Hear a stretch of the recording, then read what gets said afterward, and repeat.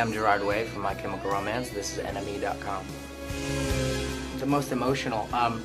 You know, it actually happens more often than people would probably think. It could happen literally 5-6 times on a tour. I had a lot of moments on Project Revolution in the States with Linkin Park, which was to me the best tour for a lot of reasons.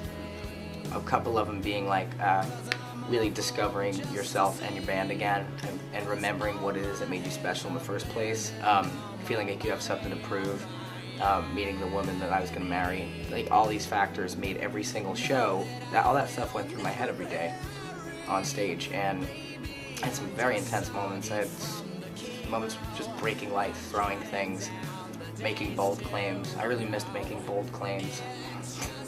Who's better than us? Like I'd be standing in front of a spark shower yelling, you know, who's better than us? Because right at that moment, that's what I felt like. Who's better than us right now?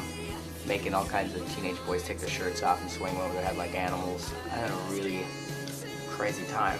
I think at one point I said, a loader I was backstage and a loader, I was stretching and warming up, and some local loader said, hey, look, it's David Cassidy. And it kind of bummed me out. And then I was on stage and I was explaining to the crowd that a loader said, hey, there's David Cassidy. My answer to the crowd was basically, you know, the big difference between me and David Cassidy is I suck way more dick than David Cassidy. So the shows went something like that every day. They were fun. I went to Japan not thinking I was coming back. This is our first trip there. This is right before I got clean. And as the story's kind of gone, you know, I got on that plane and I packed real light. I was so addicted to self-destruction, I think, more than the drugs. There's something very romantic about it. And I didn't pack anything. I packed show clothes, and they smelled awful. I smelled like I lived on the streets, and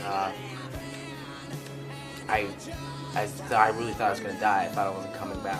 Honestly, just good old-fashioned depression, you know, but heightened by alcoholic dependency and narcotic abuse. I mean, everybody gets depressed. It's totally normal. At the time, I didn't realize that, though. I thought I was really sick, and I was self-medicating, and then the medicine stopped working. And I really did think I was gonna die. I think it's something that everybody goes through, and that's not to belittle the fact that some people have it worse than others, and some people can't get out of bed. I think that exists, and I think it's very serious. But I notice a lot of people think that they can solve their problems with antidepressants, and that I've noticed being a bigger issue. Like, it really strips people of who they are.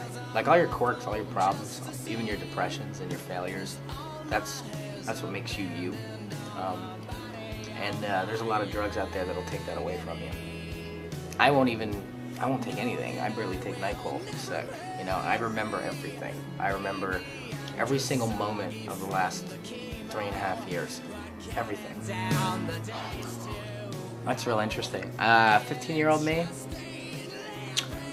I think, I don't know, I'd like to think that a 15-year-old me would think of... I was a pretty angry 15-year-old, so probably disappointed by the fact that I'd softened up quite a bit and grown up. I hung on to that for quite some time into my early 20s, being kind of angry about nothing. So I think the 15-year-old me would be disappointed in that aspect, but I think he would be very happy in the other aspects of knowing that everything's going to be okay. That I will go on to make something out of myself. I think that was my biggest fear at 15, is that I was going to be some sort of like failure or stuck, being invisible, and not making an impact.